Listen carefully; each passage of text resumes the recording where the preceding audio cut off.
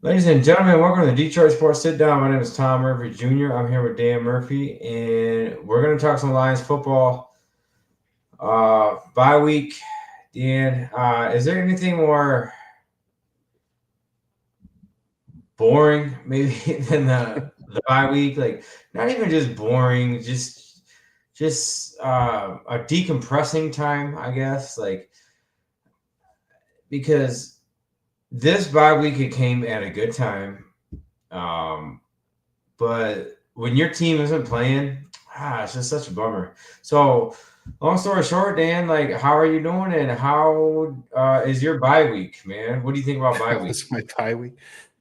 Man, it kind of brings up a topic I didn't expect to get into, but man, for me, when it's not the Lions, I not that interested in the NFL. I gotta be honest, man. Like, I don't know if it's just it doesn't seem like there's been a lot of real like intriguing matchups lately, or maybe there just isn't as many good teams as there has been in the past. But man, it doesn't grab me like it used to. Like when it's the Lions, it's a different story. Obviously, the Lions, I'm watching every play. I'm thoroughly involved in it, thoroughly enthralled in it. But when it's not the Lions, I could skip it. Honest to God, I could skip an NFL Sunday because it just doesn't grab me like it used to. How do you feel, Tom? Like, I know Uh, NFL is king, but it just does. I don't know if it's just this season or it's just me. I don't know, man. It just doesn't feel like it used to. I fully disagree, man. I think that's sacrilegious. I think you should be put in jail for what you just said, man. Just like because the NFL is still going, man. Like your multiple fantasy teams are going. Like all the bets. Like Yeah, if you it's all care about in for gambling, I football. don't. Like some So great football. Yeah, your team is off this week, so you're not as enthralled. But football is king for many many reasons. And just because your team's on a bye week doesn't mean football stops. I can't believe you even said that, Dan. To be honest. tell me the great games that happened over Sunday. Tell me the Well, great games that happened on Sunday or the whole week. your father and Almost I all had of them were an epic battle in double digit fantasy games. football where it came down to like 2 or 3 points, and guys were on bye Cool. week. If you gamble and play fantasy football, sure. If you don't gamble or play fantasy football, is it an interesting product? Almost Uh, every game was double digit if you outcome. don't gamble and you don't play fantasy football, do you watch football? That's my point. It's That's only interesting if you're also gambling. my point. I think we're saying the same thing on two different shores here, man. Like it's not like just because your team isn't playing doesn't mean football stops, man. My point is the product, the NFL product. I'm not talking about if you put money on it and gamble. I'm talking about just the product. If you sit down and watch games, are these NFL games interesting? Do they grab you? Do they grab your attention? If you had no money on the line, would you be interested? My argument is I don't think they are. I don't think it's a great product. I think the product is down. And you look at these games, I think there's just a lot of bad teams and a lot of bad football. Like I just do. And I think that showed itself in how many games were blowouts. All right. Okay. I can walk that road with you because the actual product itself, not that great. And I was watching. I was looking. You know how you scroll like on like a Tuesday or something like, and oh, what are the big matchups this week? There were not many, if any. But Dan, my argument right now with what you're saying is that doesn't even matter because that's something from the 90s or something, man. Like, oh, who's the measure? Who's playing? Who watches football just to watch football anymore? If your team isn't playing, or then it goes right to who are you gambling on or who's on your fantasy team. Nobody watches football just to watch football anymore. So I hear what you're saying, but I think you're arguing a dinosaur's argument there. Okay. Well, my point is that I just think it was a boring Sunday, and I'm looking at the scores. The only game that was a one-score game was Jets Bengals. And what are you watching Jets Bengals for, anyways? It So wasn't even for a any games that while, were man. meaningful, every single one of them was a double-digit outcome. So that's Yeah. my point. It just wasn't very interesting, and the games weren't very interesting. But these are the dog days of fall. You know how like baseball and you're around like game 80 and it's like July. Isn't that how football is in October No, when it's never the like that. season gets real slow and sluggish? It never happens like that.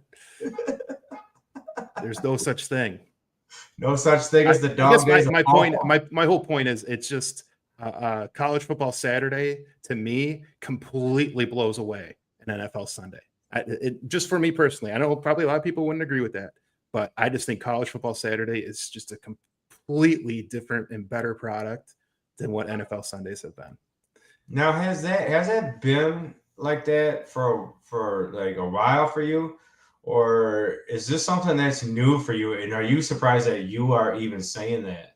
Because I know for me, Dan, like I love college football and I love pro football and I love them for different reasons. Um, it's always kind of been the same for me, and it still is, even though like things do change. Like college football has definitely changed. Pro football is definitely changing. I still love them both, and I still love them for different reasons. Um, would you say that that has changed for you as far as I like think as a whole, yeah, as a whole, college, I've always enjoyed college football a little bit more, but it felt like that you had your big dogs in college football and then you had your garbage teams. And it felt like there was a lot more blowouts in college football than there is lately. And there's just seems like a lot more teams that are involved. And I think it's just a product of parity. And NIL and transfer portal has kind of brought that in where there's in the playoffs, the expanded playoffs, whether you like it or don't. Um, it's created a lot more meaningful games later into the season, and it's created a lot more parity, which essentially creates more meaningful games and closer games than there have in the past in college football. Whereas the NFL, I know it just seems like there's a lot more has and has nots in the NFL, where you got kind of your top 10 teams kind of in that range, and then there's a clear kind of bottom 10 to 15 teams that just don't have it, that just are not good. They're just not good teams, and it's not a good product. And I think it just happened that you kind of had a lot of matchups this Sunday that kind of put the top tier teams against some of the lower tier teams, and you got a lot of these double digit scores. But yeah, I guess that's just what you talked about. What would I see from the bye week? And I guess that's just what stood out for me. It just wasn't a yeah, whole lot of interesting games this Sunday. it's definitely a thought process because I kind of subscribe to the theory that if two NFL teams are playing, there's something interesting about it, you know. Um, but I digress about that. Let's move on. Let's talk about the fact that our team did have a bye week, and that's over now. Are you happy at where the Lions got their bye week, and how much has this schedule going forward changed for you, like from the beginning of the season? Because a big topic that we had was that the Lions could be in a good spot going into their bye week. We were going to be very happy. That was something both of us said at the beginning of the season, going into this what we thought was a crazy schedule. Now we're at a certain point now, getting into the bye week, getting past the bye week, and the schedule still difficult. What's difficult about the schedule has changed, and now it's pretty interesting. So, Dan, where are you with this team coming out of the bye week? I mean, I feel pretty good about where they're at as a whole. And, as we talked about it, I always say this before the season, everybody was talking about how difficult the schedule is. And I always say, like, you never know. Like, some teams are going to be, that you thought were going to be really good, are going to fall off, whether it be, just poor performance or injuries and what have you. There's going to be teams that fall off that you thought were going to be really good, and vice versa. Same teams that you thought were going to be really bad. Some guys might develop, they might have, found their quarterback, whatever the case may be, they end up being a lot better than you thought. And it happens every year, right? Schedules, when you look at them before the season, they're not going to be the same when you look at them at the end of the season. And probably this year's no different, right? I mean, I thought Washington would be, you look at they're coming up after the Vikings. I thought that was going to be, a top tier game, one of the toughest games on the schedule. But, Washington has been struggling a little bit, and Jane Daniels has been fighting injuries. So, that maybe that matchup's a little bit, I don't want to say it's an easy matchup by any means, but it's probably easier than what you thought going into the season. So, and maybe Philly isn't quite the top tier juggernaut that you thought they could be.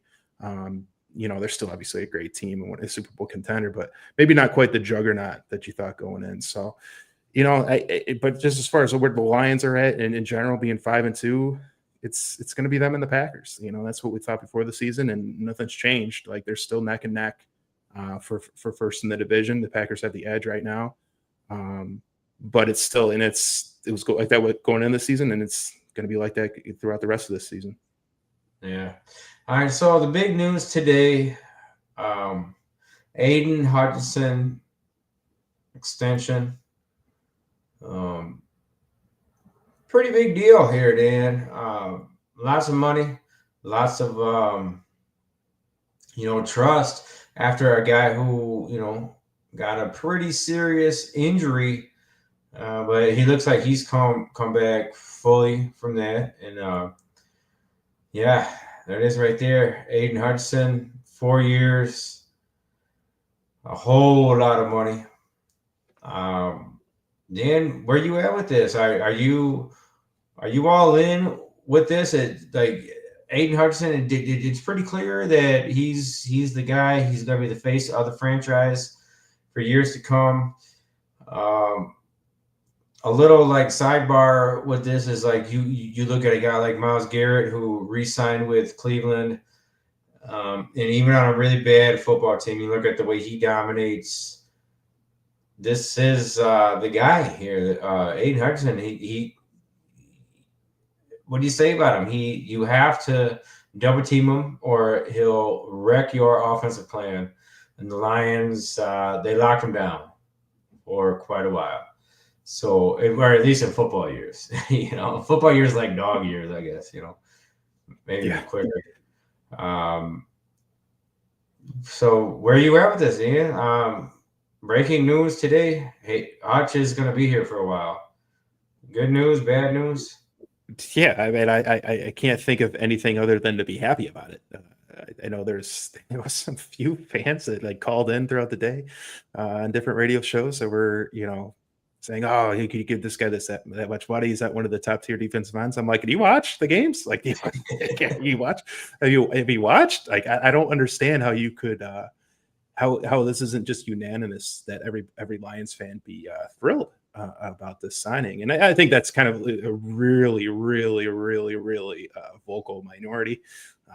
I think there's very few, like as I tell my wife, like I have 1,000 fans, there might be one or two that are upset, and those just happen to be the ones that kind of made their voices heard today. But yeah, man, this is great. This is great news. I mean, whenever you can get these guys locked down, like, and you don't even get into their the final year of the contract, and you lock them down for years to come. I mean, it's huge. I mean, it's absolutely huge. And I got the cap hits pulled up here, and it really doesn't hit for the first year that it really hits won't be till 2027, and even that is at 38 million as your cap hit. That's for having one of the top defensive ends in the league. That's not that bad. It really doesn't hurt until you're looking at like 2029 before it really, really would be, really hurt your cap at a 58 million. But at that time, when we talked about before the show, like once you get to that point, you can start renegotiating the contract. And, if Hutch looks like he's still got quite a few more years left, then you kind of work an extension at that point, and then you kick the can down the road again and where it hits you. So like all that can be worked out. So you just look at the initial first 4 years, and man, that looks like a fantastic deal. Like to get one of the top defensive ends and have them locked up. 10 million in 2026. Like that's a big deal for the Lions, man. That's a like go get it type of situation right there. Like that's a lot of money that can be moved elsewhere, I guess is what I'm saying with that. Well, it puts them in the position. It gives them, it just gives them options, because they're going to have to lock up a few more guys. You still got Branch, you got Laporta, possibly, if you wanted to extend Gibbs, that's probably one with a running back. You probably wait till closer to the end of that deal before you try to extend him. But those are all guys that are going to need to be extended at some point. And, a contract like this gives you a little bit more wiggle room with that. Maybe because this contract's more backloaded, maybe you work a contract The next contract, maybe it's a little bit more front loaded. It kind of gives you that option to do that. But I mean, Brad Holmes is a wizard, man. He's just doing everything you could want from the day he's come here. Him and Campbell have done everything the right way. They've done everything you could want. And it continues to show itself, and it shows itself today by getting one of the top defensive ends in football, the face of the franchise, the hometown boy, Aidan Hutchinson, and you got him locked up long term. I mean, you can't be anything less than thrilled about this. Yeah, I'd have to agree. So it's some pretty big news. So what else coming out of this bye week is intriguing you? I know for me, the Branch story is still big for me. And it kind of made some move. There were some moving parts with the story. I guess he got baptized. Is he okay? Is this guy gonna come out like a ball of fire?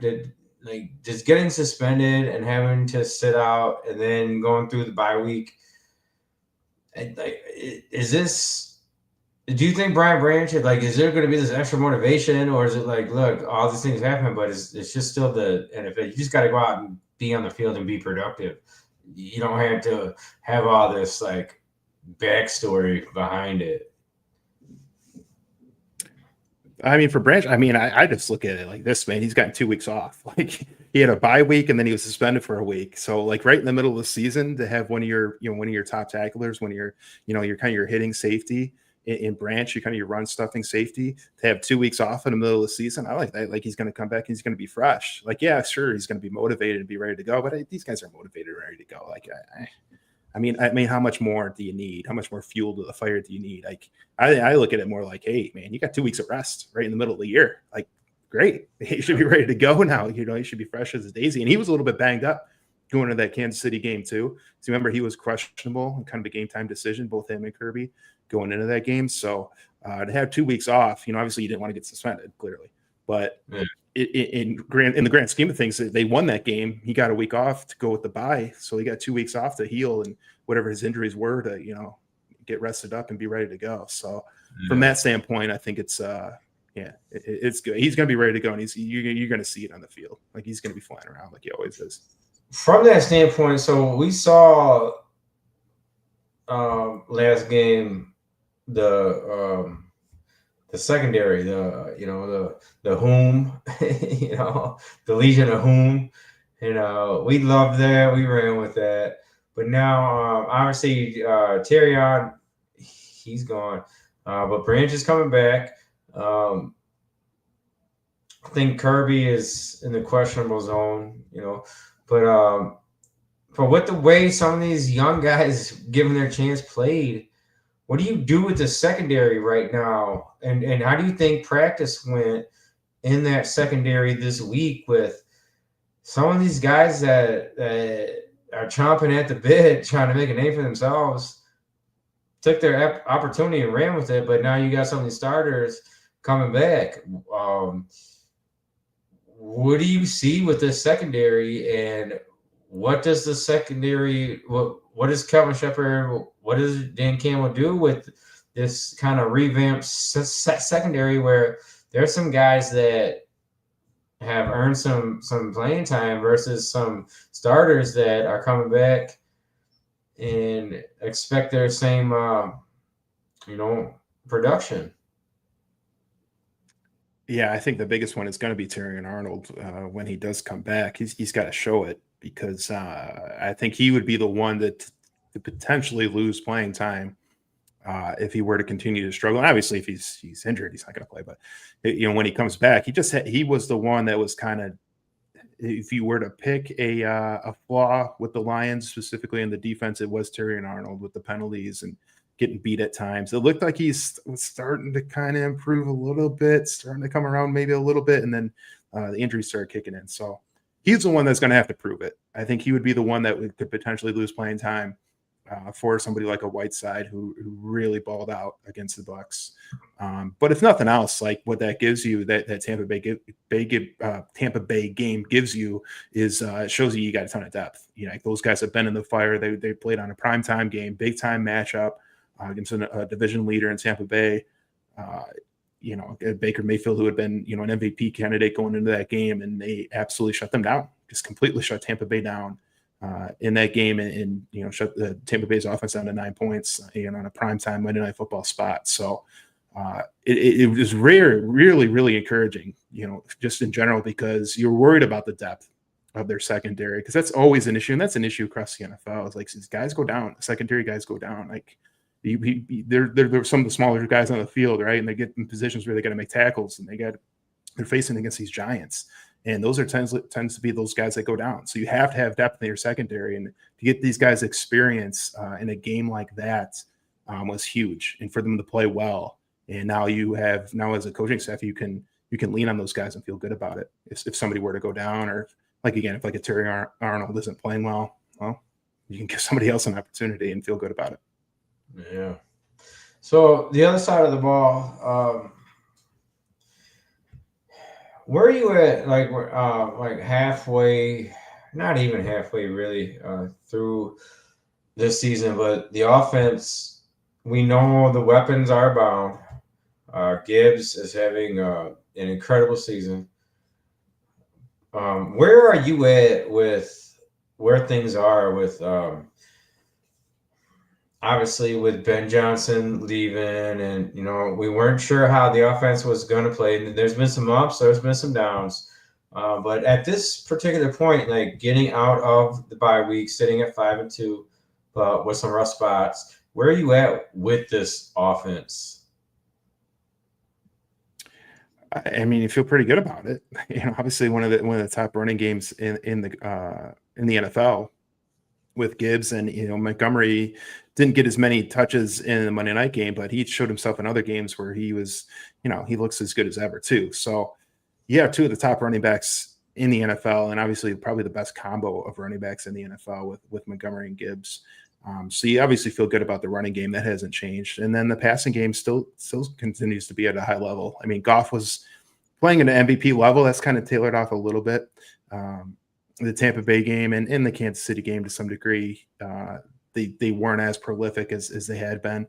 But you were going against two of the better defenses in the league too. So I think we're going to kind of see that come back, and the offense as a whole really show what they're capable of over the next few weeks, but especially this Sunday against Minnesota. Yeah. So with Minnesota, let's preview this game a bit. This is a game that the Lions should win. I mean, what do you even do like with that quarterback situation? Like, they haven't even said that JJ is going to be the guy, even though Carson Wentz, who could you even believe Carson Wentz got another NFL job? And so and they were really struggling to keep him going. What do you even make of Minnesota and their quarterback situation at this point? Well, JJ is the guy, whether they want him to be or not at this point, because Carson Wentz is out for the year now with a shoulder. So he's done. So it's up to JJ McCarthy now, whether they're ready for him to be, whether he's ready for it or not. I think it's kind of now or never time for him. He's got to come out and show it.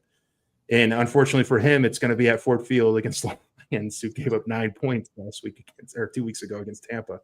So not exactly the easiest spot to go in for JJ, but yeah, this is his time now. He's going to have the reins of the rest of this year, and he's got to show it, because if he doesn't, at least that fan base is going to be screaming hey, what did we do? Did we make the wrong decision and not stick with Darnold? Because they won 14 games last year with Darnold, and winning the last. A lot of people were screaming that they should have took Penix, and it's well, I don't know about all that, but I mean they could have stuck with Darnold and probably been pretty good right now. Darnold looked. I mean he struggled. Obviously, he struggled in the last game against the Lions last year, in the game for the division title, and then didn't really, show that much in the playoff game either. So I can understand it kind of fizzled out at the end there. But for the majority of the season, I mean, he had that offense humming, and he was getting the ball to Jefferson, getting the ball to Addison, and that offense was rocking and rolling until the very end. But they won 14 games. They won 14 games with Darnold, so it was a huge risk to hand that over to essentially a rookie. I mean, McCarthy, this is his second year, but he was hurt all last year.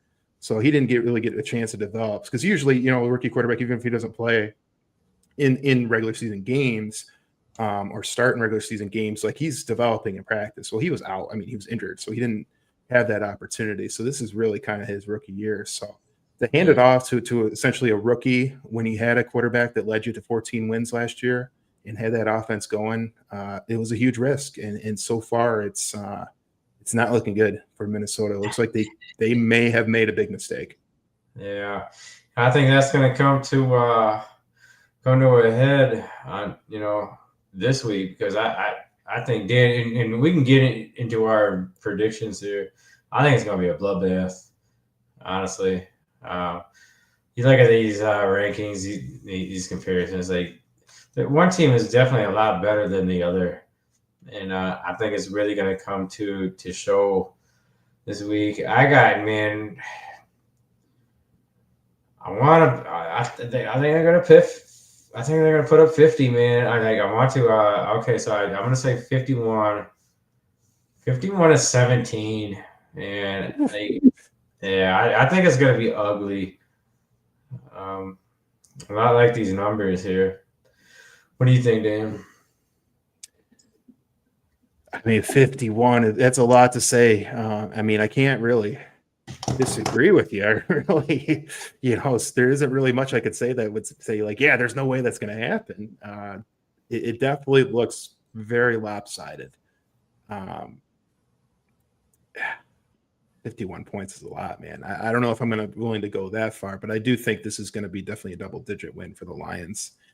And I think JJ's going to struggle. I think Hutchinson's going to be all over them. I think they're going to have some good, different exotic blitzes that they're going to bring. I see Barnes getting a sack or two. Yeah, this is going to be a rough one for the Vikings for sure.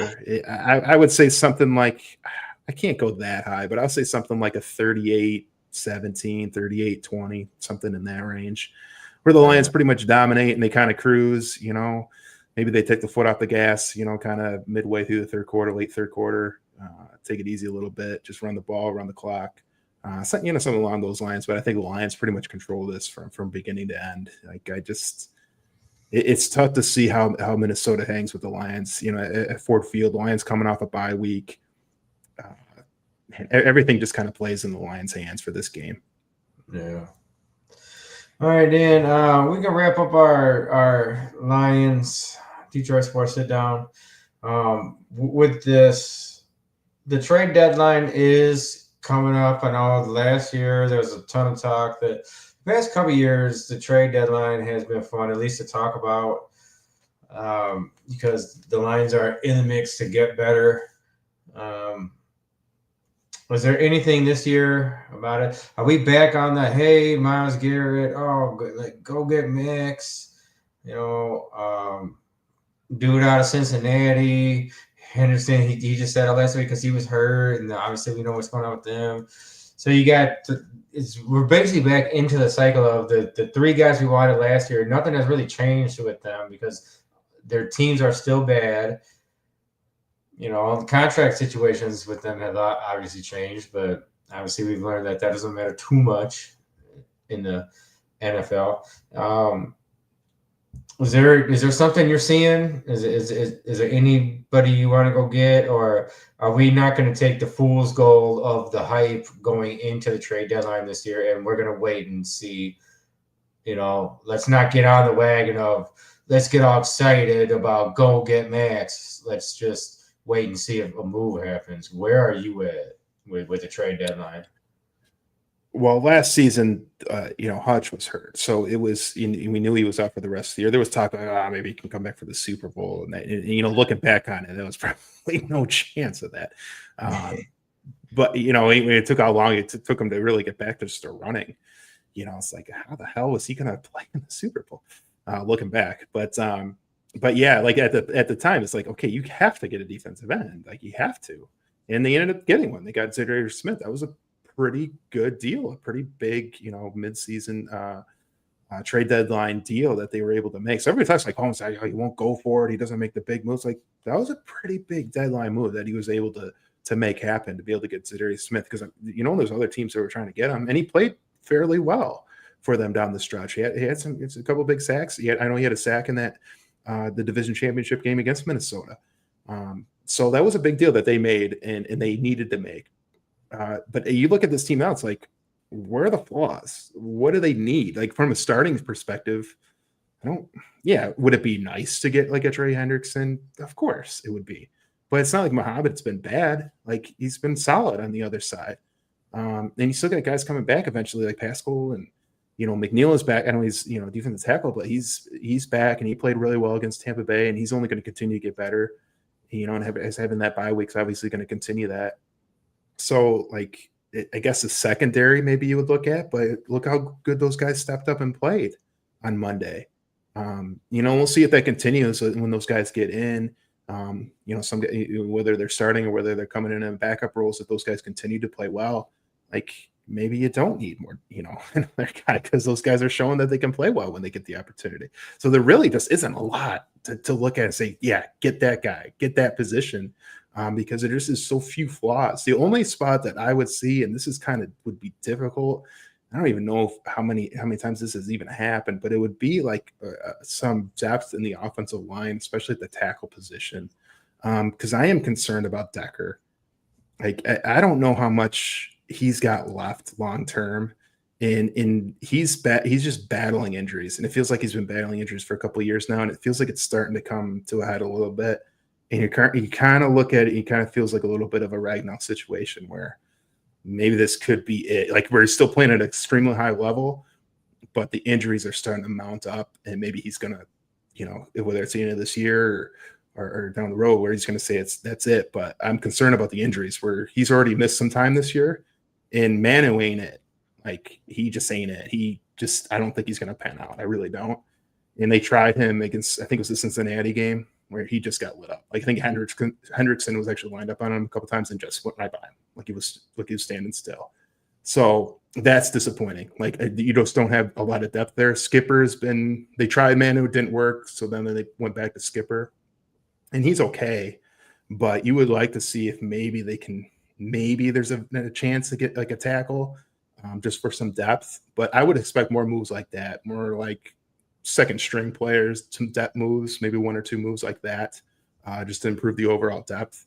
But I don't see a big name coming. Like I don't see the need for it. I don't see, I just don't, it's not really Holmes' MO to do that. And I don't think he wants to give up draft capital to get a guy that, like, let's say you get, maybe it's not a Hendrickson, but another top tier defensive end that may be available. I don't know the names in front of me, and I'm sure there'll be more names that pop up over the next couple of weeks. But if a name were to pop up and the Lions were to go to get him, you got to weigh that out. Like, how much more production are we going to get from this guy than we're already getting from Muhammad? And is that worth giving up potentially a first round pick or a second round pick to get a fractional upgrade over Muhammad? So those are things that have to be weighed out when you're looking at. I know everybody still wants another defensive end; they want a name, but you got to look at the actual production and weigh that out if it's worth it to give up potential high draft capital for that. I agree. All right, my friend, we can wrap this up. I still like the Lions to win the whole damn thing. Yeah. You there or what? I still, I agree with you. I think they're definitely in, that you had to put like 5 or 6 teams that were Super Bowl contenders. They're without question a Super Bowl contender. And it's just going to come down. It's going to come down to two things, right? Can they win the division and overtake Green Bay? Because that's going to be a battle to the end. That Thanksgiving game, as we've talked about, is going to be maybe the biggest Thanksgiving game we've ever seen in terms of the buildup, in terms of the meaning, how much it's going to mean in terms of the division, in terms of the overall conference and seeding and all that. Like I cannot wait for it, man. That game is going to determine so much. And really what is going to determine, I think, a lot is just who wins the division, because I think the winner of the division is going to win the conference and have the number 1 seed. Very similar to the Lions-Vikings situation last year. I think it's going to be a Lions-Packers situation where it's going to be a battle to the end, and whoever gets that 1 spot, I think it's going to have a huge edge. Obviously, I mean, it didn't work out with the Lions because they laid an egg against Washington, but generally, you want that 1 seed to get the bye and have home field through the Super Bowl. So, um, yeah, it's going to come down to them in Green Bay, and it's going to be fun as hell, man. That's what you want, man. You want these rivalries. Like the Packers have always been the Lions' biggest rival, and to see it, these last couple of years where it's really these games have really meant a lot, and you can see it like kind of online, the rivalry and the back and forth between the fan bases. It's a lot of fun, man, and it's going to be like this for a while. I think Oh it's going to be yeah, the Packers and Lions at the top of this division and at the top of the conference for quite a few years. no, I fully agree. All right, my friend. It's exciting times, man. We are in the thick of it. We are into late October, man. High school football, obviously, we're going into the playoffs. College football is getting into the nitty gritty of their schedule, and this is where NFL football really starts taking off, man. These games, man. Football's here. It's a beautiful thing. So, all right, my friend. For Dan Murphy, my name is Tom Murphy Jr. This is the Detroit Sports Sit Down. Good night.